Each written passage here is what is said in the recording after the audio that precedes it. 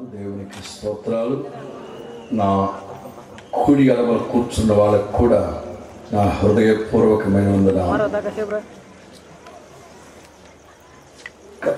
కాలాలు, సమయాలు నిశ్చయంగా ప్రభు చేతిలోనే ఉన్నాయి. సహోదరులు చెప్పినట్టుగా ఎడతెరిపి లేని పరిచర్య కార్యక్రమాలు ఈ 19వ తారీఖుని అలాగే పెట్టుకున్నాను. సహోదరులు తిమోతి గారు మెస్సయ్య ప్రార్థనా మందిరం ఇంచుమించు 100 ఫోన్లు చేసి ఉంటారు. చెప్తానండి ప్రార్థన చేసి చెప్తానని చెప్పాను. వాస్తవంగా ఈ సమయంలో నేను కర్ణాటక గంగావతిలో ఉండాలి. ఈరోజు నుంచి 3 రోజులు సభలు గంగావతి. అక్కడికి నేను వెళ్ళడం మానేశాను. ఏలూరులో ఉన్న జ్యోతిరాజు గారు మొన్న వారు వెళ్ళారు అక్కడికి. ఇలా చాలా మీటింగ్స్ ఈరోజు కోసం చాలామంది అడుగుంటే ఎందుకో తెలియదు కానీ ప్రక్కన పెట్టుకున్నాను. రేపెట్టు గుంటూరు గోరంట్లలో హోల్ నైట్ ప్రేయర్లో వాక్యం అందించాను. బాగా తిరుగుతున్నాను వల్ల కొంచెం ఇబ్బందిగా ఉంది, ఆపుకున్నాను. సామెతల గ్రంథంలో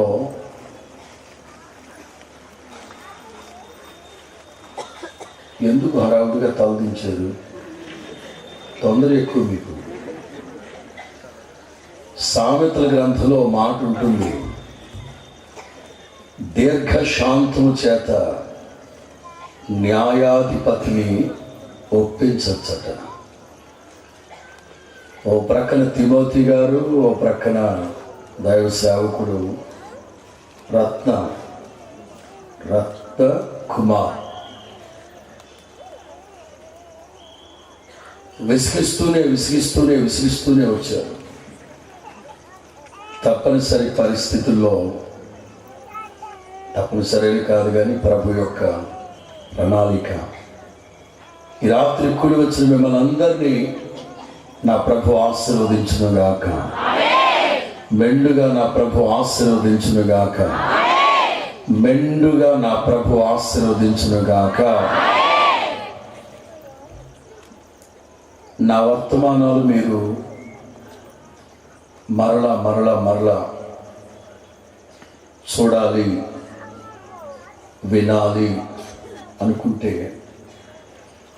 హోసన్నా మందిర్ రాజమహేంద్రవరం అనే ఫేస్బుక్లో నా రోజు ప్రోగ్రాం, ప్రతిరోజు జరిగే మీటింగ్స్ ఫేస్బుక్లో లైవ్ వస్తుంది.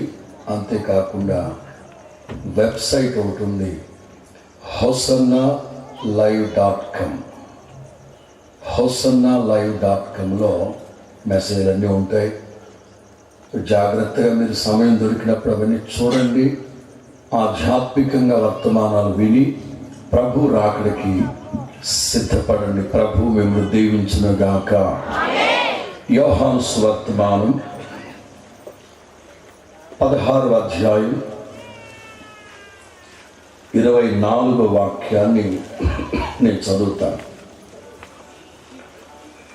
యోహాను సువర్తమానం 16:24వ వాక్యాన్ని నేను చదువుతున్నాను.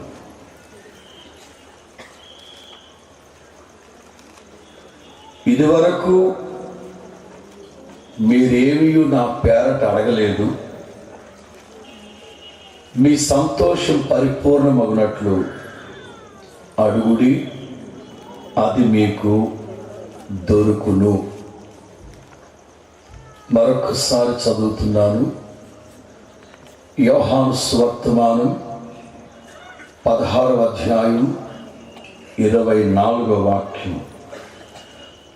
ఇదివరకు మీరేమీ నా పేరట అడగలేదు, మీ సంతోషం పరిపూర్ణమగునట్లు అడగండి, అది మీకు దొరుకునుగాక. తలలు పైకెత్తండి. I should explain. కాస్త పై వాక్యాల్లో మనం చదివితే, మీ దుఃఖం సంతోషముగా మార్చబడును అన్నారు. ఇక్కడ మనం చదువుకున్నాం, మీ దుఃఖం సంతోషంగా మార్చబడడం కాదు, మీ సంతోషం పరిపూర్ణం అవ్వాలి. మీ సంతోషం పరిపూర్ణం అయ్యేటట్లుగా నన్ను అడగండి, అది మీకు దొరుకుతుంది. సందేహించాల్సిన అక్కర్లేదు, సంశయించాల్సిన అక్కర్లేదు, నలుగురిని కూర్చోబెట్టి సమాలోచన చేయాల్సిన అక్కర అంతకంటే అక్కర్లేదు. యేసయ్య మాట అవునంటే అవును, కాదంటే కాదు. మీ సంతోషం పరిపూర్ణమయ్యేటట్లుగా నన్ను అడగండి, అది మీకు దొరుకుతుంది.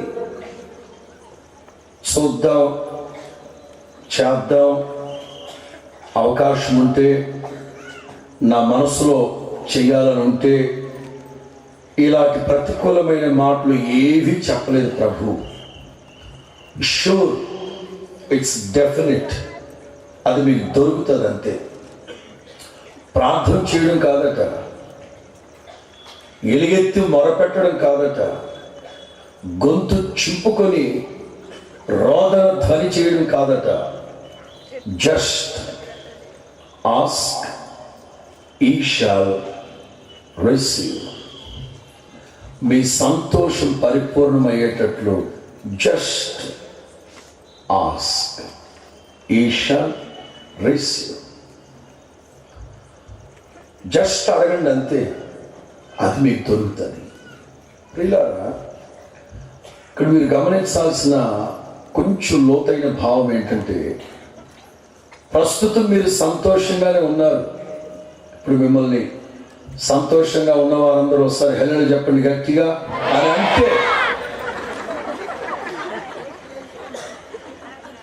పేపర్లో తొందర ఎక్కువే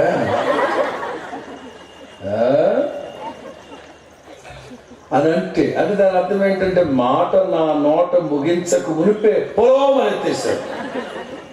గుడ్.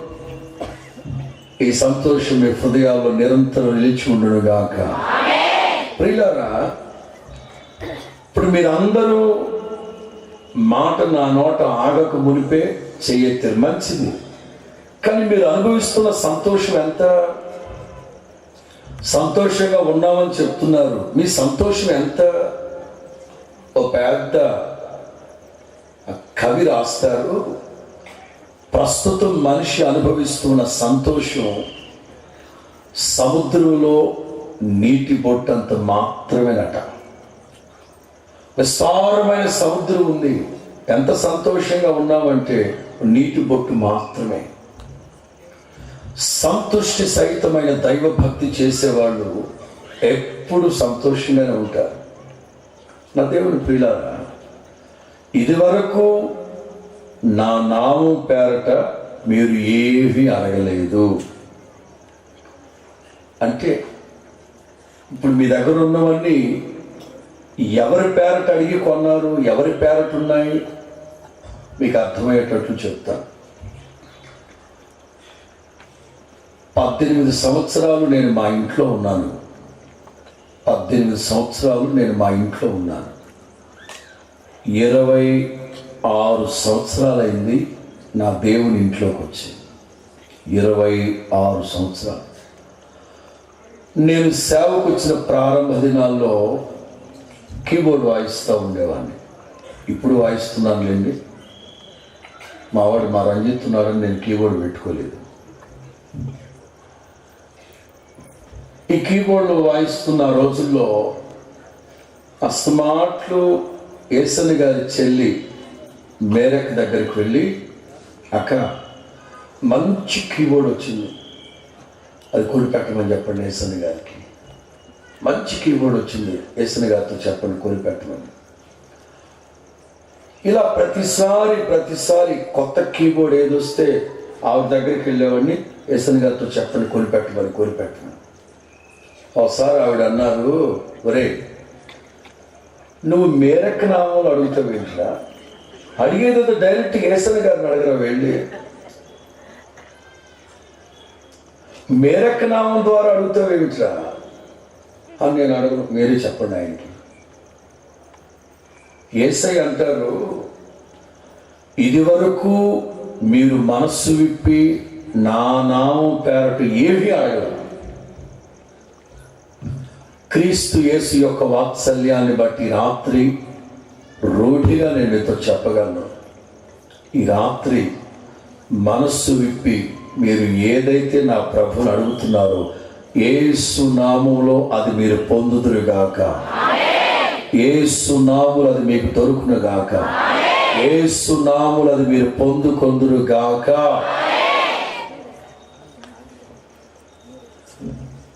యాకోబు 7 సంవత్సరాలు చాకరీ చేసి ఓ రోజు వాళ్ళ మామ దగ్గరికి వెళ్ళి, మాయా మీ అమ్మాయి నేను బాగా డీప్గా వెళ్ళిపోయాం మాయా అన్నాడు. ఒరే నిన్ను గొర్రెలు కాయమన్నారా, నువ్వు ఏకంగా నా కూతురికి అసరెట్టు వేసేట్రా, మరి నన్ను ఏం చేయమంటావు అన్నారు వాళ్ళ మామ. మీరు చేసినా పర్లేదు మాయా, లేకపోతే నేను రెడీగా ఉన్నాను, కోట దగ్గరే ఉందిగా అన్నాడు. కాదులే సిద్ధాంతితో మాట్లాడదామని సిద్ధాంతిని అడిగితే సిద్ధాంతి అన్నారట, పెద్ద అమ్మాయికి చేయకుండా చిన్న అమ్మాయికి పెళ్లి చేస్తే నీ ఫీజు మాడిపోతానట. వివాహం రద్దు చేయలేక వాడికి నచ్చజెప్పలేక, వివాహం రద్దు చేయలేక వాడికి నచ్చజెప్పలేక లేయాకి ముసుకేసేసి పెళ్లి చేశారు. మనవాడు తొందర ఎక్కువ, ముసుగులో ఉంది ఎవరు తెలియక బదరాగా రాత్రి ఉదయమందు, పరిశుద్ధ గ్రంథంలాగే ఉంది, రాత్రి అందు ఉదయం అయినప్పుడు తెల్లవారిసరికి నెత్తి మీద గొడ్డేసి కూర్చున్నాడు. అక్కడ అటు వెళ్ళే వాళ్ళు ఇటు వెళ్ళే వాళ్ళు అడుగుతారు, ఎలా ఒక్క రాత్రిగా మెత్తడిపోయాడా, అబ్బాయి మెత్తపడ్డా కదా బాబు, మా ఆయన మోసం చేశారండి. అరే నువ్వే పెద్ద మోసగాడివే, అంతే కొత్త మోసగాడండి, మా మాయేమో మహానగరంలో మాయగాడండి, నేనేమో చిన్నదాన్ని లవ్ చేశానండి, మా మాయ పెద్దదానికి అట్టపెట్టాడండి. వాడు మామ దగ్గరికి వెళ్ళి దెబ్బలాడితే ఇంకొక 7 సంవత్సరాలు చాకరీ చేయమన్నాడు. మొత్తం మీద 14 సంవత్సరాలు చాకరీ చేసి రాహేలును కూడా పెళ్లి చేసుకున్నాడు. రాహేలుకి సంతానము లేదు. ఓ రోజున ఈ రాహేల్కి అందం ఎక్కువని, ఆరోగ్యం ఎక్కువని కాస్త గడుస్తూ గయ్యాడిది. ఓ రోజు మేబీ నేను ఇలా ఆలోచించాను, ఏదో ఫంక్షన్ జరుగుతూ ఉండాలి ఇంట్లో, వస్తారుగా పెద్దోళ్ళు మొత్తం పేరెంట్ వాళ్ళందరూ వస్తారుగా, అందరూ వస్తే వాళ్ళ ముందు అబ్బో ఏమి అయ్యారు వాళ్ళు వలకపోస్తా తిరుగుతుంది వాళ్ళ మధ్యలో రాహేలు. ఇంక వెంటనే వాళ్ళు అన్నారు, అమ్మాయి మా అబ్బాయి యాకోబు గారి పెళ్ళాను నువ్వేనా? ఇక అడగడం ఆలస్యం. ఎస్. మరి మీరేమనుకోకుండా, మా యాకోబు గారు నీకోసమేనా 14 ఏళ్ళు చాకరీ చేసింది? ఎస్. నీ అంత అందగత్తి భూమి మీద ఇంకోటి పొట్టలేదట్టుగా? ఎస్. నువ్వు చాలా చక్కగా ఉంటావంటగా? దేవుడు దేవుడు దేవుడు దేవుడు అభిమానం ఎక్కువ. ఈ ముసలోళ్ళు పొగిడి పొగిడి పొగిడి పోయి చివరికి ఏమన్నారంటే, అన్నిటికీ తిప్పుతా మాట్లాడుతుందా, నువ్వు గొడ్డుపోతాను అంటగా, shut up nonsense, what are you talking. ఎప్పుడైతే పొగిడి పొగిడి పొగిడి పొగిడి సొరగెట్టారో లోనికి వెళ్ళింది. ఇక యాకోబు వచ్చాక 30వ అధ్యాయం మీరు గమనించండి. నేను అనుకున్నాను ఇంక లవ్ మ్యారేజ్ చేసుకుంటే తప్పదు, వంగపెట్టి గుదించుకోవాలి తప్పదు. ఇది కుదరడానికి అంత ఎఫెక్టా?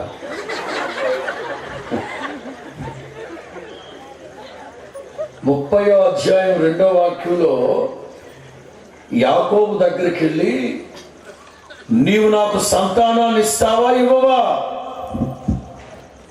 జేకబ్, నువ్వు నాకు సంతానాన్ని ఇస్తావా ఇవ్వవా? యాకోబు అంటారు, నీకు సంతానం ఇవ్వడానికి, ఇవ్వకపోవడానికి, పుట్టించడానికి, పుట్టించకపోవడానికి దేవుని యొక్క సింహాసనం మీద నేనున్నానా? నన్ను చూసి అడుగుతావేమిటే? యాకోబు నామంలో అడుగుతావేమిటే? నువ్వు అడగాల్సింది దేవుణ్ణి. యేసయ్య అదే అంటారు ఇక్కడ, ఇదివరకు నా నామం పేరట మీరు ఏమీ అడగలేదు, ఇప్పుడు అడగండి. రాత్రి మీ దుఃఖం సంతోషం అవడానికి కాదు, మీ సంతోషం పరిపూర్ణమయ్యేటట్లుగా. హల్లెలూయా. యాకోబుని అడుగుతా ఉంది వెళ్ళి. ఒకసారి ఇశ్రాయేలీయులు మోషే దగ్గరికి వెళ్ళి, యాని మోషే గారు, ఉల్లిపాయలు, కాకరకాయలు, కేకరకాయలు తిని తిని తిని తిని తిని ఒళ్ళంతా చేదెక్కిపోయిందండి, కొంచెం మోసం కూడా పెట్టండి, కొంచెం మోసం కూర పెట్టండి. ఏమిటి మోసం కూర? ప్రాంతంలో ఉన్నాడు, ఇప్పుడే వస్తానని దేవుడి దగ్గరికి వెళ్ళి. ఇశ్రాయేలు సంగతి మోషేకు బాగా తెలుసు. ఒక్కొక్కడు మామూలుగా తిండు, దిట్టంగా తింటాడు. ముక్కుల్లోంచి వచ్చేదాన్ని కూడా తీసుకొని, మరి బైబిల్లో రాసింది మరి ఆడ. ఇక అందుకని మోషేకి అర్థమైంది, అచ్చు బాబోయ్ వీళ్ళు మోసం అడిగారంటే అవుట్. ఇక తిన్నగా దేవుడి దగ్గరికి వెళ్ళి, దేవా వీళ్ళని నేను కన్నానా? వీళ్ళని నేను భరించాలనా?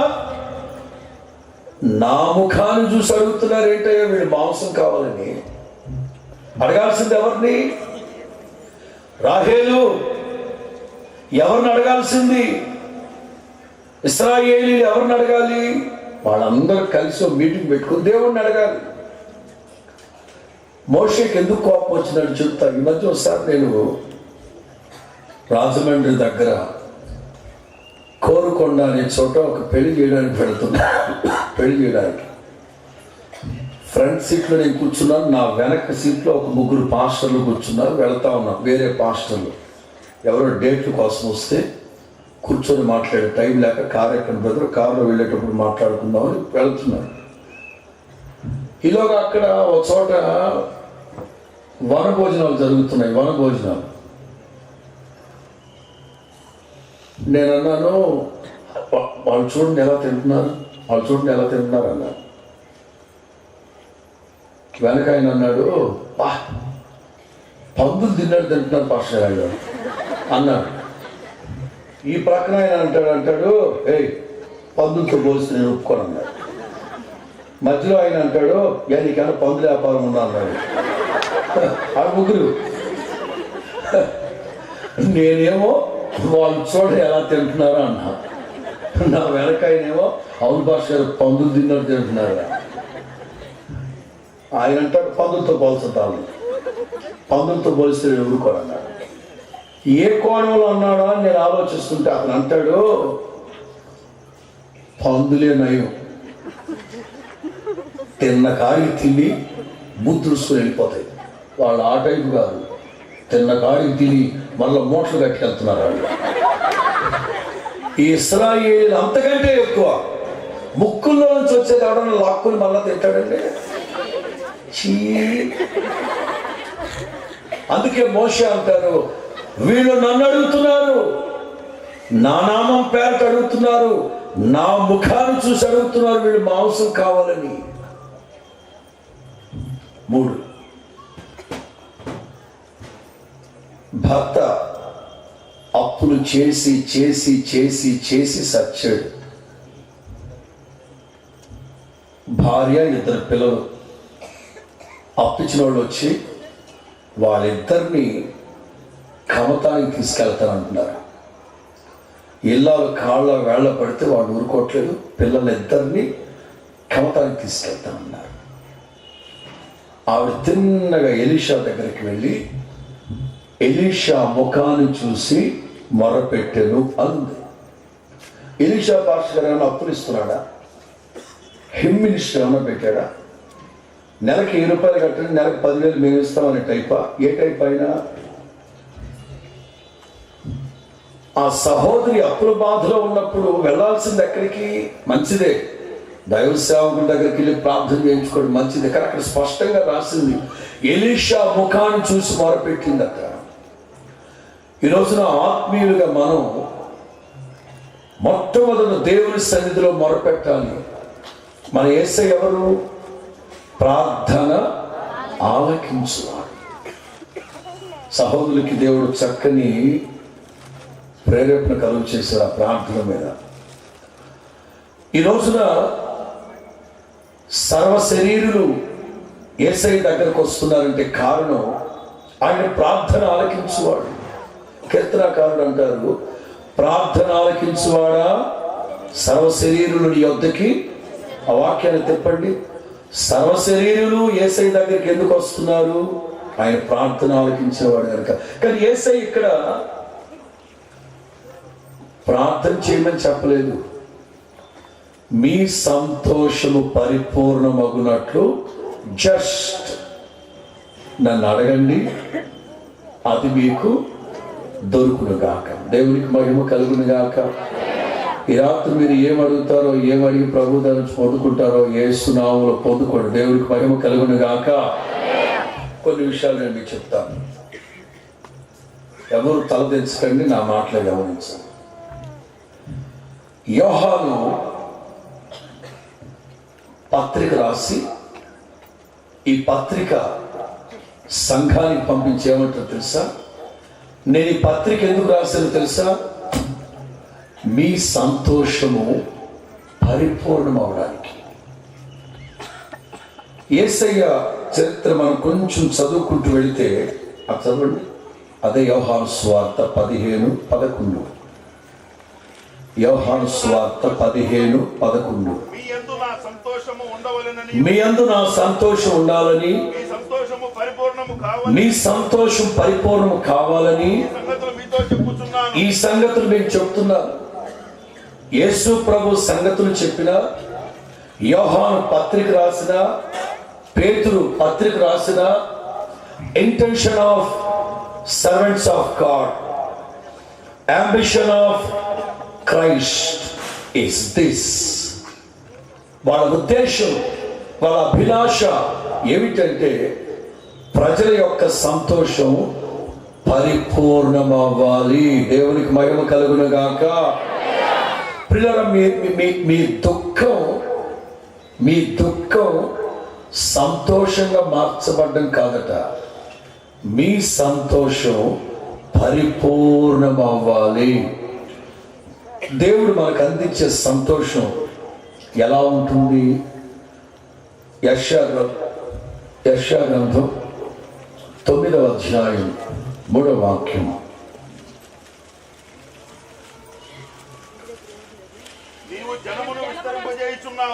యెషయా గ్రంథం 9:3. నీవు జనమును విస్తరింప చేస్తున్నావు, గమనించండి.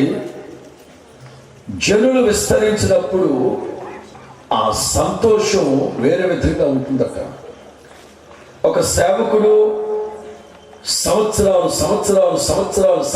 సంవత్సరాలు కష్టపడుతున్నా పట్టుమని ఒక 10 ఆత్మలు కూడా రక్షించలేకపోతే అతను ఎలా సంతోషంగా ఉండగలడు?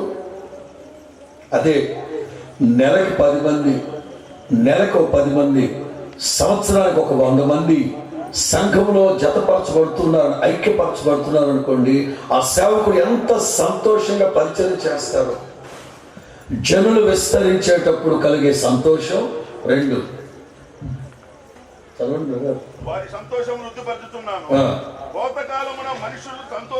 కోతకాలమందు మనుషులు సంతోషించినట్లు.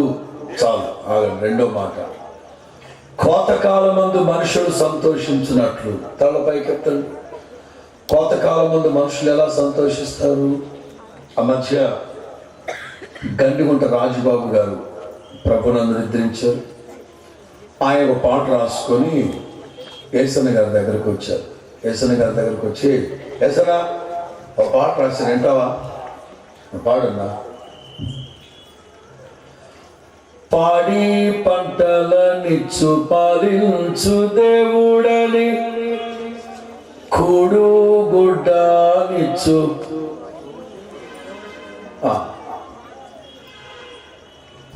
ఏసన్న గారు అడిగారు, ఇదేం పాటనా?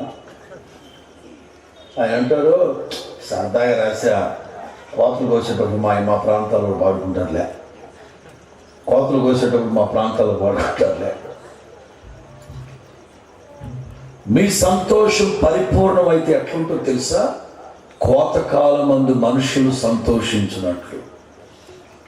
మరి మీరు అందరూ సిర్లపేట సిటీలో పెరిగారు. మరి ఎవరైనా కోతలకు వెళ్ళారో లేదో, సొంత పొలాలుండి పంట చేతికొచ్చేవాడు తెలుస్తుంది ఆ సంతోషం. పరిశుద్ధ గ్రంథంలో ఒక అతనికి పంట చేతికొచ్చింది. చేతికొచ్చాక ఎక్కడ పాట పాడాలో కూడా తెలియదు కొంతమందికి. నా ప్రాణమా తినుము తాగుము, అరగలేదనుకో మంచానికి అడ్డం పడి దొర్లాడుము. అనేక సంవత్సరాలకి సరిపడా విస్తారముగా ధాన్యం ఈ సంవత్సరం. అంటే పంట విస్తారంగా పండింది అనుకోండి, ఇక ఆ పాటలో ఆనందము, ఆ సంతోషం డిఫరెంట్గా ఉంటుంది. ఒకటి, జనులు విస్తరించినప్పుడు. 2, కోతకాలమందు సంతోషం. 3, దోపుడు సొమ్ము పంచుకునేవాడు సంతోషం. పరిశుద్ధ గ్రంథంలో దోపుడు సొమ్ము అంటే 2 వ్యాఖ్యానాలు ఉన్నాయి. పరిశుద్ధ గ్రంథంలో దోపుడు సొమ్ము అంటే 2 వ్యాఖ్యానాలు. ఒకటి, మనది పోగొట్టుకొని మరలా దాన్ని పొందుకోవడం ఒక దోపుడు సొమ్ముగా రాయబడింది. 2, మనది కానిది, మనము ఆశించనిది, దాని మీద లక్ష్య పెట్టనిది మనం తెచ్చుకోవడం. పేద విధవరాలు కోతలకు వెళ్ళారు. కోతలకు వెళితే 10 వెండి నాణేలు ఇచ్చారు. సాయంకాలం బాగా పొద్దుగుంకిన తర్వాత ఉప్పు పప్పు తెచ్చుకోకుండానే వచ్చేసింది పాపం ఆవిడ. ఇల్లు శుభ్రం చేసుకుంటూ అప్పటికే చీకటి పోయింది, పొద్దుగుంకేసింది. పని చేసుకుంటూ 1 వెండి నాణ్యాన్ని పోగొట్టుకుంది. తనదే 1 వెండి నాణ్యాన్ని పోగొట్టుకుంది. ఒక చేత్తో దీపం పట్టుకుంది, మరొక చేత్తో చీపురు పట్టుకొని. కొన్ని సందర్భాల్లో దేవుని వాక్యము మనల్ని శుద్ధీకరించలేకపోవచ్చు. కొన్ని సందర్భాల్లో దేవుని వాక్యం ద్వారా పరిపూర్ణమైన ప్రక్షాళన కలగకపోవచ్చు. దీపము కూడా దీపపు కాంతి పడని చోట్లోకి చీపురు వెళ్ళింది. చీపురు అంటే పరిశుద్ధాత్మ అభిషేకం, అగ్ని అనుకున్నా. ఈ పరిశుద్ధాత్ముడు లోనికి చొచ్చాడు. మొత్తం మీద పోగొట్టుకున్న నాణ్యాన్ని పొందుకున్న తర్వాత రోడ్డు మీదకి వచ్చి, మరియమ్మా, శారమ్మా, శాంతమ్మా, ఇస్తారమ్మా, ఇష్టారమ్మా, రండి. ఏంటి వదినా ఏంటి? ఇదిగో వెండి నాణ్యం దొరికిందా? ఎక్కడ? బయట దొరికింది. అబ్బా, ఏం చేద్దాం? నాతో పాటు సంతోషించారు. వెండి నాణ్యం బయట దొరికిందంట, సంతోషం. అలా ఒక తెలివి కలిగినామే. వదినా ఎక్కడ దొరికింది ఇది? మా ఇంట్లో మంచి కదా. ఇంకొక ఉంది, ఎవరికది? నాదే. నీదేనా? నీ వెండి నాణ్యమే మీ ఇంట్లో పోగొట్టుకున్నావు, మీ ఇంట్లోనే దొరికింది. పోగొట్టుకున్నది 1 వెండి నాణ్యం అయితే 5 వెండి నాణ్యాలుగా మారి ఏమన్నా 5 వెండి నాణ్యాలు దొరికాయా? అమ్మాయి పదనాభరం ఈ విధవరాలు అంటుంది, నాతో పాటు సంతోషించండి. నీ వెండి నాణ్యం పోగొట్టుకొని నువ్వు మరలా దొరికింది ఒకటైతే అది నీదే. మరి ఎక్కడ సెంటర్లో దొరికిందంటే అది వేరు. వాళ్ళకి తెలియదు ఆ సంతోషం యొక్క విలువ. ఆ సంతోషం యొక్క విలువ. దోపుడు సొమ్ము పంచుకునే వాళ్ళు సంతోషించడం అంటే పోగొట్టుకున్న వెండి నాణ్యం మరలా పొందుకోవడం. తప్పిపోయిన కుమారుడు పోగొట్టుకున్న తర్వాత వాడు తిరిగి వచ్చిన తర్వాత 99 గొర్రెల ప్రక్కన పెట్టి ఒక్క గొర్రెపిల్ల తప్పిపోతే దాన్ని తెచ్చుకొని భుజాల మీద వేసుకొని ఆ కాపరి సంతోషించినట్లుగా ఈ రాత్రి మీ సంతోషము పరిపూర్ణమయ్యేటట్లుగా just ask you shall receive. ప్రార్థన చేయడం కాదు, విజ్ఞాపన ధ్వని కాదు, కంఠధ్వని కాదు, బేకర ధ్వని కాదు, ఎలాంటి కేకలు వేయకండి. Just ask you shall receive. ముచ్చటగా 3 మాటలు చెప్తాను. సమయం అనుకూలిస్తే మరొక మాటని పొడిగిస్తాను. అయితే మీరు గమనించాల్సింది, అడగడం, దేవుడు వాళ్ళకి ఇవ్వడం, ఆ తర్వాత వాళ్ళు సంతోషించారా లేదా. అడగడం, దేవుడు వాళ్ళకి ఇవ్వడం, ఆ తర్వాత వాళ్ళు సంతోషించారా లేదా. 3 సెక్షన్స్గా నేను ఇది మాటలు చెప్తాను. చెవిగలవాడు ఆత్మ చెప్పు సంగతులు గ్రహించునుగాక. మొదటి మాట, సమూయేలు మొదటి గ్రంథం 1వ అధ్యాయం. సమూయేలు మొదటి గ్రంథం 1వ అధ్యాయం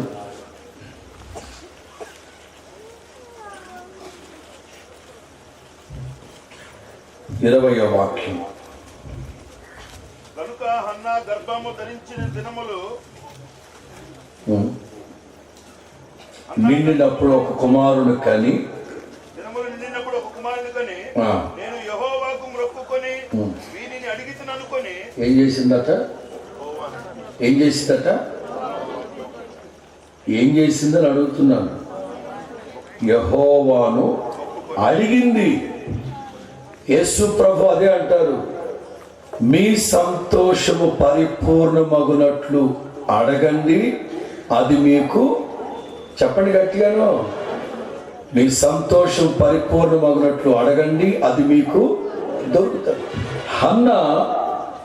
హన్నా నేను యెహోవాకు మొక్కుకొని వీరిని అడిగి తిని.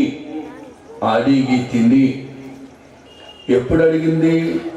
17వ వాక్యంలో ఏలీ అంటారు, నీవు క్షేమంగా వెళ్ళమ్మా, ఇశ్రాయేలు దేవునితో నీవు చేసుకున్న నీవు అడిగిన దాన్ని ఆయన నీకు మంచిది. ఆవిడ అడిగింది, దేవుడు ఇచ్చారు. 27వ వాక్యం, ఈ బిడ్డను దయచేయమని యెహోవాను నేను అడిగాను, మరి ఆవిడ హృదయం సంతోషించిందా లేదా? 2వ అధ్యాయం 1వ వాక్యం. మరియు హన్నా విజ్ఞాపన చేసి ఇలాగనెను, నా హృదయం యెహోవా యందు సంతోషించుచు ఉన్నది. అందరూ సంతోషంగా చప్పట్లు కొడుతూ దేవుని మహిమపరచండి.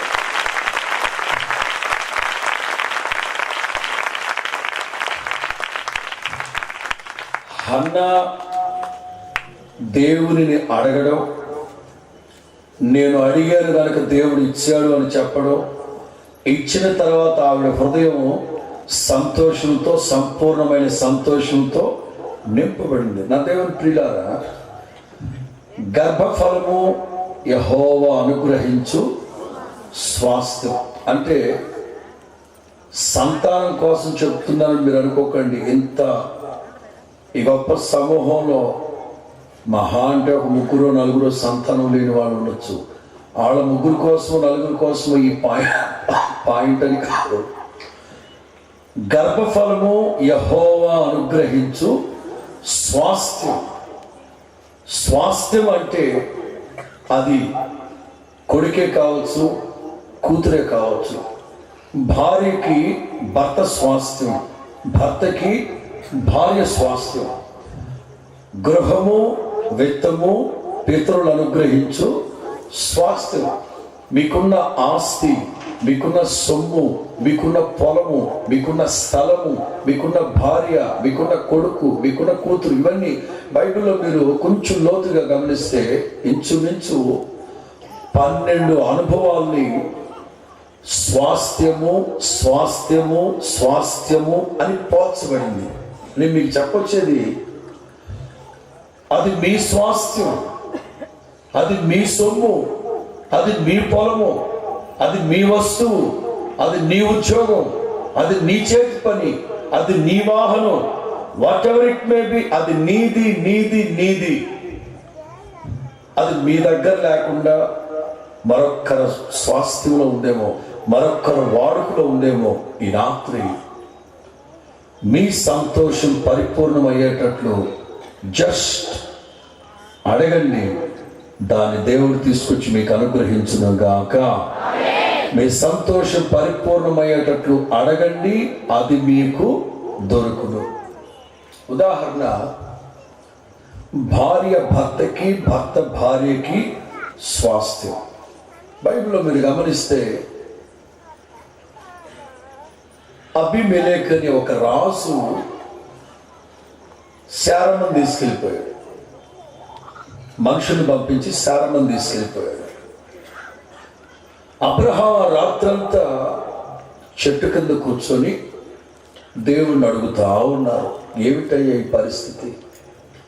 నా స్వాస్థ్యం అనబడి నా భార్య ఇంకొకటి పంచలో ఉండిపోయింది, నా భర్త ఇంకొక పంచలో ఉన్నాడు, పిల్లల్ని వదిలిపెట్టేసి ఇది మొత్తం వదిలిపెట్టేసి అక్కడ ఉన్నాడు అని ఆ రాత్రంతా ప్రార్థన చేస్తుంటే, ప్రార్థన కూడా కాదు, జస్ట్ దేవుణ్ణి అడుగుతా ఉంటాడు. మధ్యరాత్రి దేవుడు అబీమెలెకు దగ్గరికి వెళ్ళి అబీమెలెకుని హెచ్చరించి, అబీమెలెకుని గద్దించి, అబీమెలెకుతో సాక్షాత్తు దేవుడే మాట్లాడి రాత్రికి రాత్రి అతన్ని హెచ్చరిస్తే, ఉదయాన్నే మీరు బైబిల్లో గమనిస్తే గొర్రెలు, మేకలు, మందలు, ఒంటెలు, మనుషుల్ని అందరినీ అబ్రహాముకి ఇచ్చి, నీవు దండం పెడతా స్వామి, నువ్వు మా ప్రాంతంలో రాజులాంటి వాడివి, నా మాటకు దండం పెట్టి తెలిపో. అబ్రహాం ఏమీ తెలియనట్టు మౌనంగా ఉన్నాడు.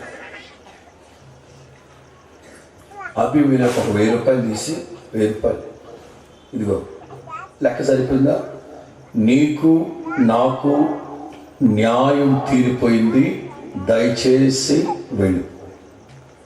నా దేవుడు ప్రియులారా, ఈ రాత్రి ఏ భార్యాభర్తల మధ్యలో అయితే ఒకళ్ళకి ఒకళ్ళు స్వాస్థ్యముగా ఉండి క్రైస్తవ కుటుంబాలు ఆశీర్వాదకరంగా దీవెనకరంగా ఉండాల్సిన కుటుంబాలు ఇలాంటి సాతాను అలజడిలో చిక్కుకుని నెమ్మది లేకుండా ఉన్నాయో, ఈ రాత్రి జస్ట్ మీరు చెప్పండి, ఈ రాత్రికి రాత్రి నా దేవుడు న్యాయం తీర్చబోతున్నాడు. విశ్వసించిన వారు చప్పట్లు కొడుతూ దేవుడికి స్తోత్రం చెప్పండి గట్టిగా. హల్లెలూయా, హల్లెలూయా. ఈ రాత్రికి రాత్రి తెల్లవారుజామున అబీమెలెకు వచ్చి అంటారు, ఈ విషయంలో నీకు నాకు న్యాయం తీర్చబడింది. మన దేవుడు మన సంతోషాన్ని పరిపూర్ణం చేయడానికే సమస్తాన్ని సమకూడి జరిగించే దేవుడు. కొంచెం కుటుంబ వ్యవస్థలోకి నేను రావాలని ఆశపడుతున్నాను. ఒక తండ్రి కొడుకుని ఎత్తుకొని, చెట్టంత ఎదిగిన కొడుకుని ఎత్తుకొని యేసు ప్రభు దగ్గర ప్రార్థన చేద్దామని వచ్చారు. శిష్యులు అడిగితే వాళ్ళు అన్నారు, యేసు ప్రభు ప్రార్థన చేసుకునే కొండ మీదకి వెళ్ళారు, రేపు వస్తారు. ఆయన వెళ్ళిపోతుంటే పేతురికి ఆవేశం ఎక్కువ కదా, అరే పెద్దాయనా వెళ్ళరా వెళ్ళరా, కనబడాలా నీకు, తెల్లబట్లు కనబడాలి నీకు, మేము సేవకులమే, కమా వద్దులేండి నేను రేపు ప్రార్థన చేయించుకుంటానండి రా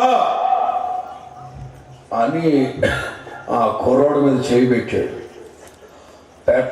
పెట్టడం దడేలని పడ్డాడు. గిలగిల తన్నుకుంటున్నాడు.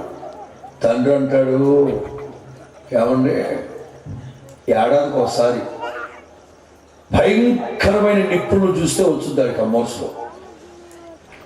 ఏడాదికి ఒకసారి భయంకరమైన వరదలు నీళ్ళని చూస్తే వచ్చింది. అదేంటో తమరు ఆ రెండింటికంటే డేంజర్ అనుకుంటా. నేను చూడగానే పడిపోయి మా వాడు రేపు వస్తాను కూడా దండం పెడతానని బెడ్ ఎత్తుకెళ్ళిపోయాడు. మరుసటి రోజు యేసయ్య దగ్గర తీసుకొచ్చి అంటారు. మీరు ఈ మాటలు చాలా జాగ్రత్తగా గమనించాలి. యేసు ప్రభు దగ్గర తీసుకొచ్చి ఆ వ్యక్తి ఏమన్నారు తెలుసా? నీకేదైనా చేతనైతే, రబీ రబీ నీకేదైనా చేతనైతే, దాని అర్థం ఏంటో తెలుసా? నిన్నటి రోజున మా అబ్బాయిని తీసుకొచ్చాను, మీ శిష్యులకి చేత కాలేదు, చేతగాని శిష్యులు నేర్చుకుని తిరుగుతున్నారు మీరు, చేతగాని శిష్యులు నేర్చుకుని తిరుగుతున్నారు మీరు, నీకేదైనా చేతనైతే. యేసు ప్రభు మనస్సు చిముక్కుమంది. నాకేదైనా చేతనైతే అంటాడేంటి? విశ్వసించడం నీకు చేతనైతే ఇప్పుడే దేవుని మహిమని నీవు చూడబోతూ ఉన్నావు. గర్భఫలము యెహోవా ఇచ్చు స్వాస్థ్యం. తెలుగు బైబిల్లో కొంచెం తేడా పడింది. తెలుగు బైబిల్ని నెల్లూరు, కడప ఆ రెండు ప్రాంతాల్లో ఉన్న బ్రాహ్మణులు తెలుగు బైబిల్ తర్జుమా చేశారు. అప్పట్లో వాళ్ళు పక్షపాతంతో గర్భఫలం యెహోవా ఇచ్చు స్వాస్థ్యం, కుమారులు ఆయన అనుగ్రహించు అని, కుమారులు అంటే కుమార్తెల్ని లెక్కదట్లేదు. అక్కడ మనవాళ్ళు గనక మగవాళ్ళని హైలైట్ చేయాలని, వంశోద్ధారకుల్ని హైలైట్ చేయాలని ఆ మాట రాశారు అక్కడ. వాస్తవంగా అది రాబోయే రోజుల్లో మరలా బైబిల్ ఎడిటింగ్ జరిగినప్పుడు ఆ మాట తీసేస్తారు. కుమారులు కుమార్తెలు అని కలిపి వస్తుంది మీద బైబిల్లో. గమనించండి, కుమారులు కుమార్తెలు దేవుడిచ్చిన స్వాస్థ్యం. ఈ స్వాస్థ్యాలను బట్టి తల్లిదండ్రులు సంతోషంగా ఉన్నారా? మీ కొడుకుని బట్టి, మీ కుమార్తెను బట్టి, మీ కొడుకుని బట్టి, మీ కుమార్తెను బట్టి, దేవుడు మీకు ఇచ్చిన స్వాస్థ్యాన్ని బట్టి మీ హృదయాలు సంతోషంగా ఉన్నాయా? హన్నా మనవి చేసి అడిగింది, దేవుడు ఆవిడకి ఇచ్చారు, దాన్ని బట్టి ఆవిడ హృదయం సంతోషంగా ఉంది. మరి గర్భఫలం అనే స్వాస్థ్యమైన మీ కుమారుడు కుమార్తెను బట్టి మీ హృదయాలు సంతోషంగా ఉన్నాయా? కన్న తండ్రి చెట్టంత ఎదిగిన కొడుకుని తీసుకొచ్చి తరచుగా తరచుగా తరచుగా తరచుగా తరచుగా ఆ దురాత్మ వీడిని నాశనం చేస్తా ఉందయ్యా. తరచుగా తరచుగా తరచుగా యవనస్తులు తప్పటడుగు వేస్తూ ఎన్నో ఆశలు, ఎన్నో ఆశయాలతో తల్లిదండ్రులు పెంచుతూ ఉంటే వాటన్నిటిని వమ్ము చేసి సమాజంలో చలామణి అవుతున్నారంటే ఎంతవరకు సమంజసం? ఈ రాత్రి మీరు మనస్సు విప్పండి. మనస్సు విప్పి మీ సంతోషం పరిపూర్ణమయ్యేటట్లుగా జస్ట్ అడగండి. దేవుడు అంటారు, అబ్రహామా నీ నోటి నిండా నవ్వు కలుగు చేయబోతున్నాను. షారా ఇంక మీద షారాయి కాదు, రాజకుమారిగా మార్చబడుతుంది. నీ పేరు కూడా మారుస్తున్నాను. మీ నోటి నిండా నవ్వు ఉంటుంది. మీకు ఒక వారసుని ఇవ్వబోతున్నాను, వాడికి ఇస్సాకు అని పేరు పెడతారు. ఎంత చెప్తా ఉంటే దేవుడు ఈ అబ్రహాం ప్రక్కకి తిరిగి ఇష్మాయేలుని మీ సన్నిధిలో బ్రతకనివ్వండి సార్,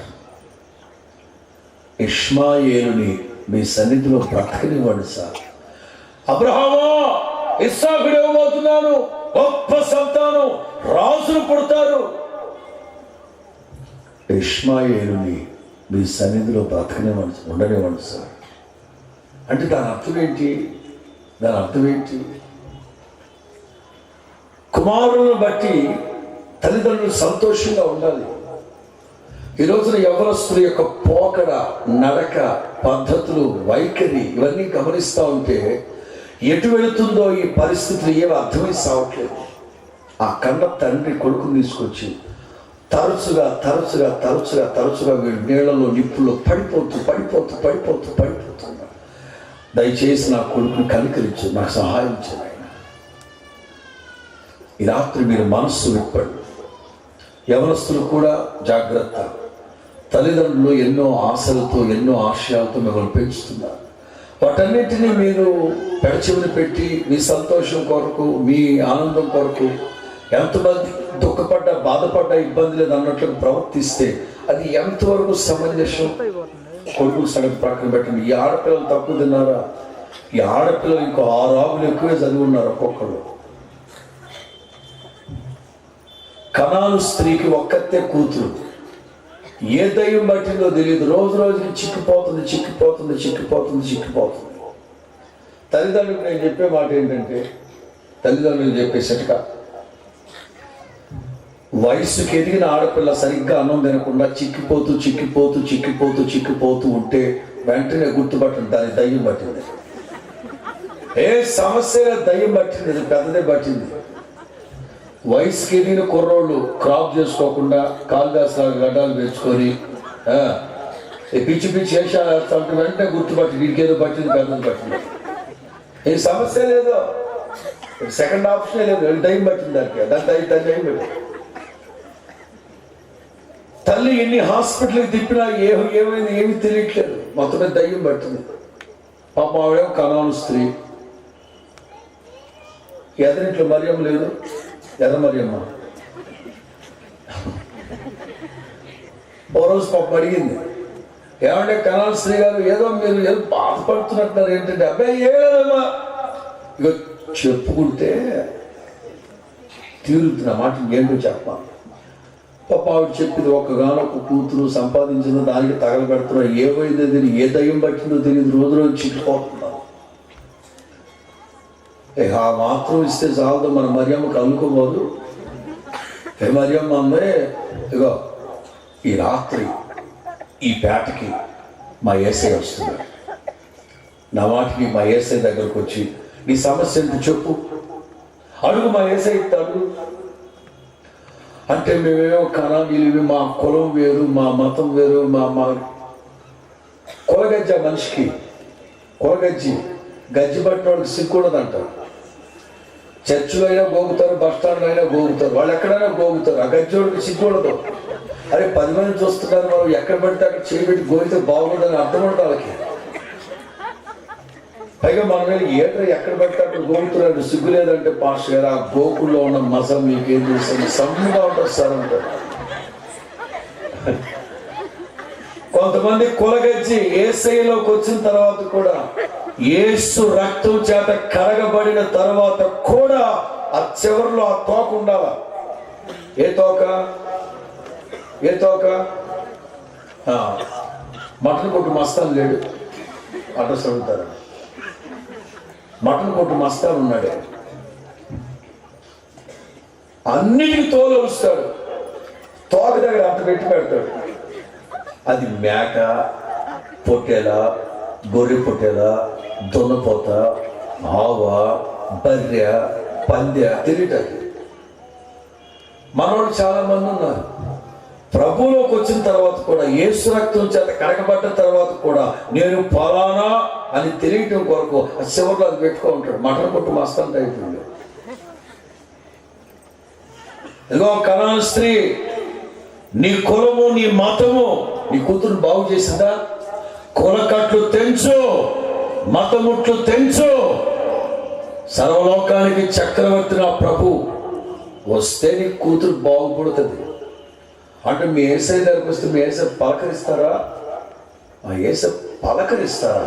కరుణా సంపన్నుడు, దయామయుడు, కృపామయుడు పాటల పేపర్లు అన్నీ పెట్టి. ఇక సాయంత్రం యేసయ్య వచ్చాడండి, ఆ పేటకి యేసయ్య వచ్చాడు. యేసయ్యతో ఉన్న వాళ్ళు ఎలా ఉంటారు? గడ్డం కింద చేతులు పెట్టుకుని కూర్చుంటారా? యేసయ్యతో ఉన్న వాళ్ళు మోహాలు పట్టుకుని కూర్చుంటారా?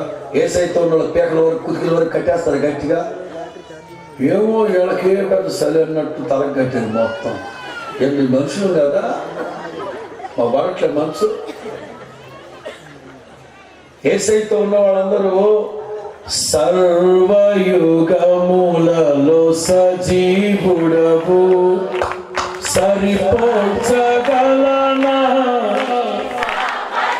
అయ్యా కొని ఆడదగినది నీ దివ్య తేజం, నా ధ్యానం, నా ప్రాణం సరిపోల్చగలనా. ఓ నాయనా కొని ఆడదగినది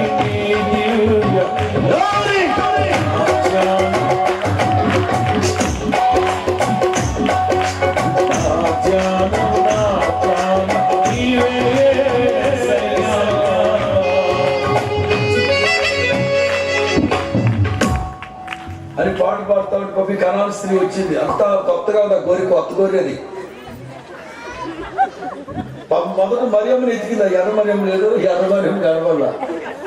మొత్తం మీద ఆవిడ అటు ఇటు చూసి మొత్తం మీద జనం అంతా ఏసై మీద పడుతూ ఉంటే ఎలా అడగాలో తెలియదు. పాప కొత్త గొర్రె కదా, పెద్ద పెద్దగా కేకలు, దావీదు కుమారుడా, నజరేయుడైన యేసు,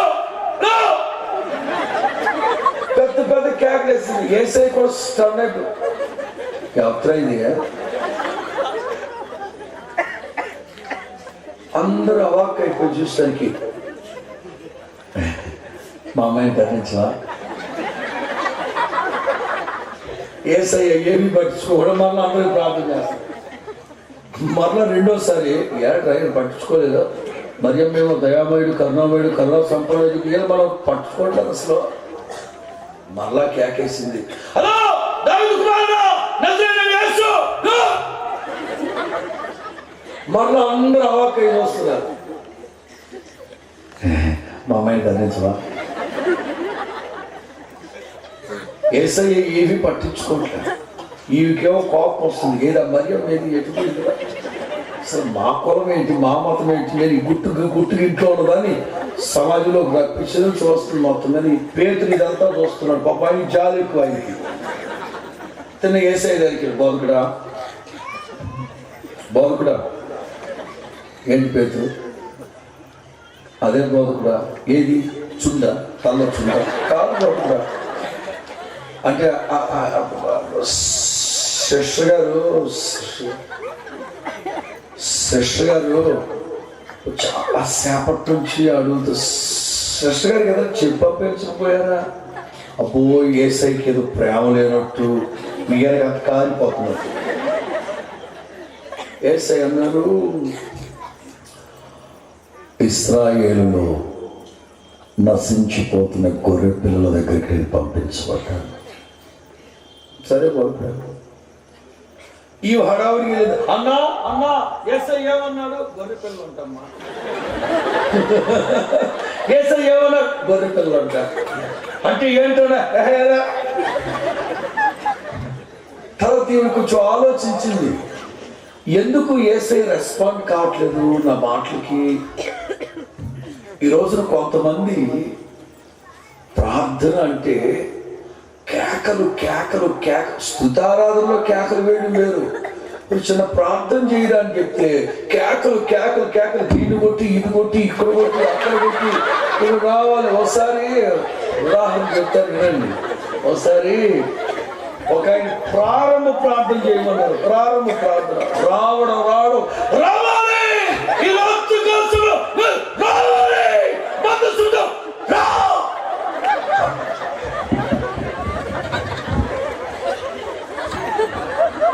ఏసై వచ్చాడు. ఏసై వస్తే నేను ఏసైని అడిగా, ఏసయ్యా ఎంత దయగల దేవుడు వచ్చేసేవాడు నువ్వు అన్నా. ఒరే దయా నీ బొందరా, వాడు దబాయిస్తే దిగొచ్చాను, రాకపోతే వాడు ధర్నా చేసేటట్టున్నాడు అని దిగొచ్చేసా. అదేం కేకలు,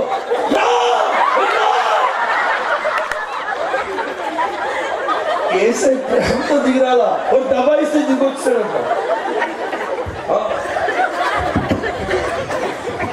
కనాను స్త్రీ తెలియక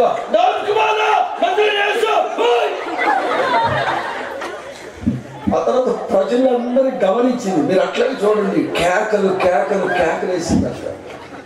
ఆ తర్వాత అందరినీ చూస్తుంది, బాబు ఇది అసలు ప్యాంట్లు ఇది కానట్టుండే అని తిన్నగా వేసే దగ్గరికి వెళ్ళి చేతులు జోడించి సాగిలు పడి,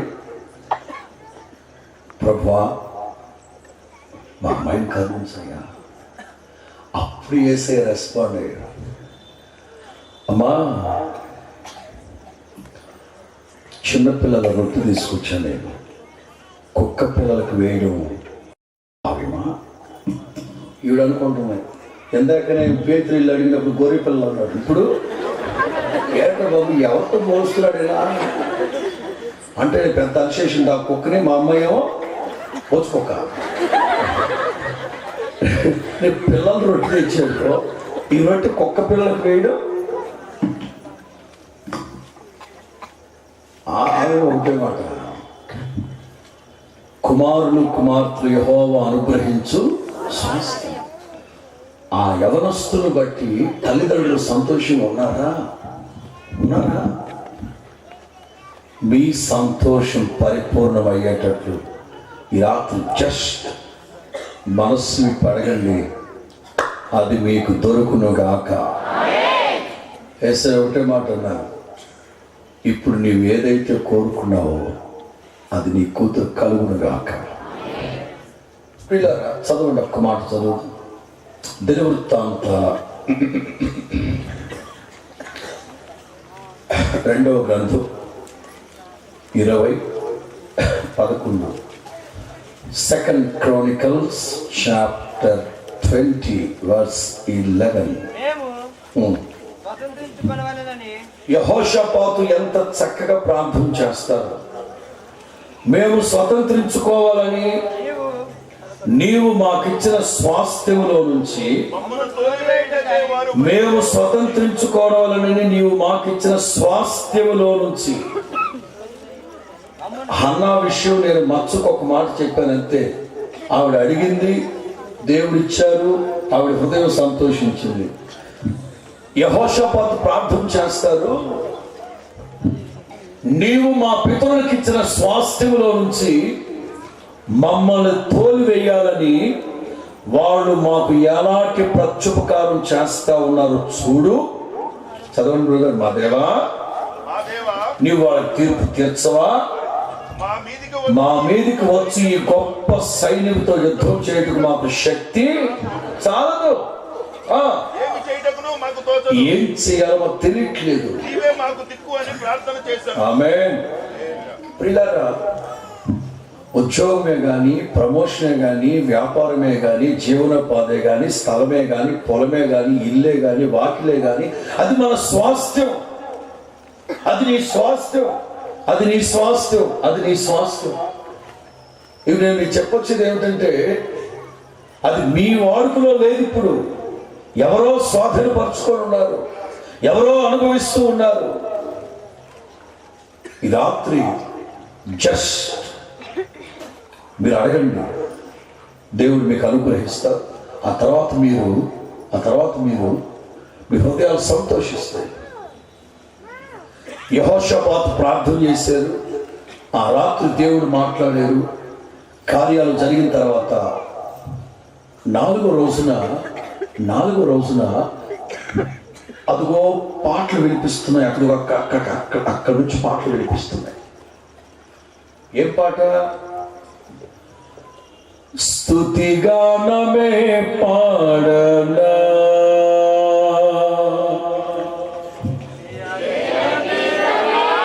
పాడాలి. యెహోషాపాతు అడుగుతున్నారు, ఎక్కడి నుంచి నా పాటలు? బెరాకా లోయలో నుంచి వినిపిస్తున్నాయండి. ఏం జరుగుతుంది అక్కడ? దేవుడు శత్రువులందరూ చిత్తగొట్టాడు, మన స్వాస్థ్యాన్ని మనకు అనుగ్రహించారు. కొట్టు చప్పట్లు గట్టిగా. దేవుని బిడ్డలు ఎంత సంతోషించారంటే 27వ వాక్యం ఇలాగున వారి శత్రువుల మీద వారికి జయము అనుగ్రహించి వారిని సంతోషపరిచెను గనుక పిల్లరా, సమస్యలు వస్తాయి, అడగాలి, ఆయన మనకు అనుగ్రహిస్తారు. ఆ తర్వాత మన హృదయం సంతోషించాలి. అందుకే యేసయ్య అంటారు, మీ దుఃఖం సంతోషంగా మారడం కాదు, మీ సంతోషము పరిపూర్ణమయ్యేటట్లుగా అడగండి, అది మీకు దొరుకునుగాక. ఒకసారి ఒక గొప్ప వ్యక్తి సర్ వాల్టర్ ర్యాలీ, అతని పేరు వాల్టర్ ర్యాలీ. ఒకసారి ఒక విక్టోరియా రాణి దగ్గరికి వెళ్ళారట, ఒక పని మీద అడగడానికి. ఆవిడ వచ్చేలోపే అక్కడున్న వాళ్ళందరూ, వచ్చావా, మళ్ళీ ఏం అడగడానికి వచ్చా, ఎంతసేపు అడుక్కోవడమేనా, వచ్చావా అడుక్కోవడానికేగా. విక్టోరియా రాణి భర్త కూడా అన్నారట, ఎలా వచ్చావా, అడుక్కునేది మానవా, ఎంతసేపు అడుక్కోవడమేనా. అతను మాత్రం మౌనం. విక్టోరియా రాని వచ్చిన తర్వాత ఏదో అడిగాడు, ఆవిడిచ్చింది. వెళుతూ వెళుతూ వాళ్ళందరితో అంటారు, ఆ Walter Raleigh, sir Walter Raleigh ఏమన్నారంటే, ఇదిగో అడుక్కోవడానికైనా అడుక్కోవడం మానవ అన్నారుగా. ఒకటి గుర్తుపెట్టుకోండి, అడిగినప్పుడంతా కాదనకుండా ఇచ్చే బుద్ధి మీరు మానుకోండి, అప్పుడు నేను అడుక్కునే బుద్ధి మానుకుంటా అని వెళ్ళిపోయాడట. మీకు ఎలాగలేదుగా, రాత్రి పొల్లటి మజ్జిగ తాగండి. ఆ వ్యక్తి వెళుతూ అంటారు, అడిగినప్పుడంతా కాదనకుండా ఇచ్చే బుద్ధి మీరు మానుకోండి, అప్పుడు అడిగే బుద్ధి నేను మానుకుంటా. అంటే ఈ 4 రోడ్ల కోడలిలో అడుక్కు తింటూ ఉంటారు కొంతమంది. మనం ఎవ్వరిమి వాళ్ళకి డబ్బులు వేయలేదనుకోండి, వాడు అడుక్కుంటాడా? సుంచెరుకుల్లాగా అనకూడదు, నోడు తెరవండి, సుంచెరుకులు కాదుగా మీరు. మనం ఎవ్వరు వేయలేదనుకోండి, వాడు ఎందుకు అడుక్కుంటాడు? అక్కడ వాళ్ళు అడిగినప్పుడల్లా మనం తిట్టో కొట్టో లేకపోతే చేదరించుకొని ఎందుకంటే మొత్తం మీద ఇస్తున్నాం కదా, అందుకు వాళ్ళు అడుక్కుంటారు. ఎంత అదే అంటారు, మీరు తిట్టినా కొట్టినా నేను వచ్చి మిమ్మల్ని అడుగుతా. అడిగినప్పుడు ఆవిడ ఇస్తా ఉంది కనుక అడుగుతున్నా, ఆవిడ ఇవ్వకుండా మారిందనుకో నేను ఎందుకు అడుక్కుంటాను? మన యేసయ్య అంటారు, అలా గద్దించేవారు కాదు మన యేసయ్య చెప్తున్నారు, అడగండి మీ సంతోషం పరిపూర్ణమయ్యేటట్లుగా అడగండి, అది మీకు కలుగును గాక.